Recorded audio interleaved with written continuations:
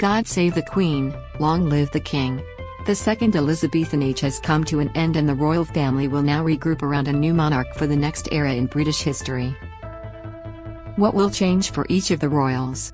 Charles. The moment Elizabeth II died, her eldest child, Charles, automatically became monarch. As sovereign, he has chosen to take the name King Charles III. All rights and responsibilities of the crown now rest with King Charles III. He becomes head of state not just in the UK but in 14 other Commonwealth realms including Australia and Canada.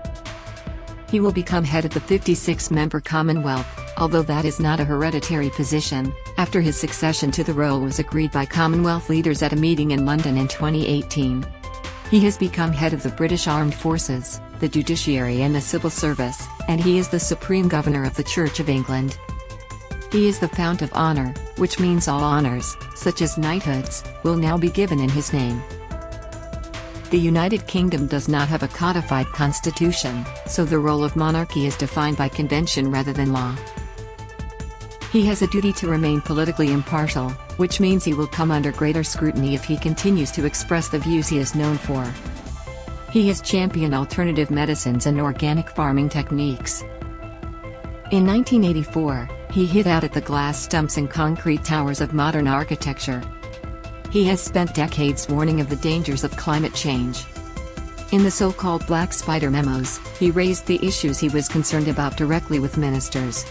In a BBC documentary to mark his 70th birthday, Charles acknowledged having ruffled feathers with his past interventions. But he promised not to meddle in controversial affairs once sovereign, saying he would operate within the constitutional parameters. Elizabeth stayed above politics and never expressed herself in any way on any issue, and as a result she rarely divided opinion. She managed to retain popular support and cross-party support in Parliament, which was the one body with the power to dethrone her. We will never know what she discussed in her regular audiences with her prime ministers, beginning with Churchill, but Charles is a more outspoken character. Will he go quiet on policy matters in public but continue to lobby in private? Will the Prime Minister act on it? Read more. What happens now the Queen has died? The prime ministerial audiences are one of several constitutional duties to which King Charles III will be expected to step up, and they will bring him in regular contact with policymakers. He appoints the Prime Minister, opens parliamentary sessions, approves legislation and official appointments, receives the credentials of foreign ambassadors and hosts world leaders on state visits. Charles has also adopted the symbolic position as head of nation, meaning he becomes the symbol of national identity, unity, and pride. He represents continuity and celebrates excellence on behalf of the country. That's why we see the monarch opening national events and leading commemorations. People would look to Elizabeth in times of crisis, but will they rally around King Charles III in the same way?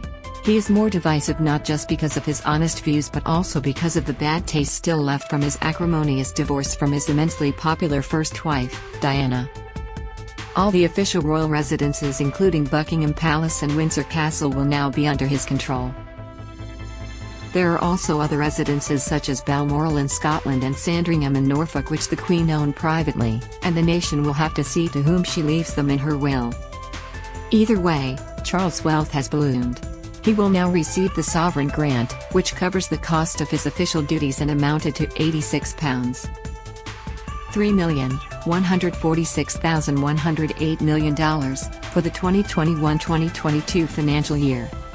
He will take charge of the royal collection, which includes one of the most valuable art collections in the world. He also picks up the Duchy of Lancaster, a vast estate of more than 10,000 hectares of land, prime London real estate and a portfolio of investments. King Charles III has become one of the richest men in England overnight. Camilla. For years, the big question around Charles' wife surrounded her title.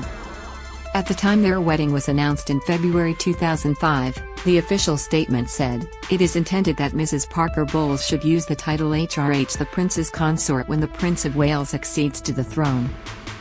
That was a very clear signal that Camilla would not use the title of Queen.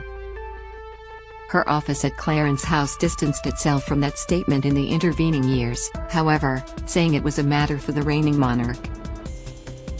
Then, in February 2022, the Queen expressed her desire for her daughter-in-law to be known as Queen Consort when Charles became king in a message marking the start of her Platinum Jubilee year, a statement that appeared to resolve the issue for good. The Queen's wishes were welcomed by the couple themselves. That same weekend, a statement released by a spokesperson said they had been touched and honored by Her Majesty's words. Where will the couple live? Well, traditionally the new monarch would move into Buckingham Palace, but in 2011, the BBC reported that Charles was considering moving his entire court to Windsor and turning Buckingham Palace into an events centre. That would be a dramatic and controversial shift, but might also assert King Charles III is the new boss. Read more. When to expect the coronation of the new King William and Catherine. Up until now, Charles has been responsible for covering the costs of his heir, Prince William. William has now inherited his father's title of the Duke of Cornwall, which comes with an estate which last year delivered an income of £23 million, $38.9 million. That money now goes straight to William and he becomes independently wealthy. His new title is HRH, the Duke of Cornwall and Cambridge, and tradition dictates that, as first in line to the throne, he will also become Prince of Wales, but that's something on which the monarch will need to make a specific announcement. If he does, Catherine becomes Her Royal Highness, the Princess of Wales and Duchess of Cornwall and Cambridge. William and Catherine will be able to solidify their own independent court, which is currently based at Kensington Palace in West London, in an apartment that was refurbished shortly after their marriage. It seems unlikely that William would want to move, so the King's former residences, including Clarence House and Brickell in the Scottish Highlands, will likely remain vacant until Charles offers them to other members of the family, or finds an alternative use. The family resides at Adelaide Cottage in Windsor during school term time. Prince George, Princess Charlotte and Prince Louis will follow their parents' titling. They are now Their Royal Highnesses Prince George, Princess Charlotte and Prince Louis of Cornwall and Cambridge. Colloquially they are likely to be known as George, Charlotte, and Louis Wales. Harry and Meghan. It's unlikely that Charles' second son, Harry, will be offered a royal office unless he and wife Meghan return to their royal duties, and the King would also need to confirm that they can continue to use Frogmore Cottage on the Windsor estate, which is part of the royal estate. They currently live with son Archie and daughter Lilibet in California, but were allowed to continue using Frogmore as their official residence during the Queen's reign. When Harry and Meghan announced in early 2020 that they were stepping back from royal duties, they said they would work to become financially independent. The terms of the split stipulated that while the pair would always remain part of the family, they would no longer use their HRH titles. As grandchildren of the monarch, Archie now automatically becomes His Royal Highness Prince Archie of Sussex, while Lilibet will be Her Royal Highness Princess Lilibet of Sussex. Whether they use those titles will only become known the first time their parents refer to them publicly. Read more. Australians can expect shock to system from new King Prince Andrew and other family members. King Charles III also becomes responsible for distributing roles, responsibilities and resources to other members of the royal family.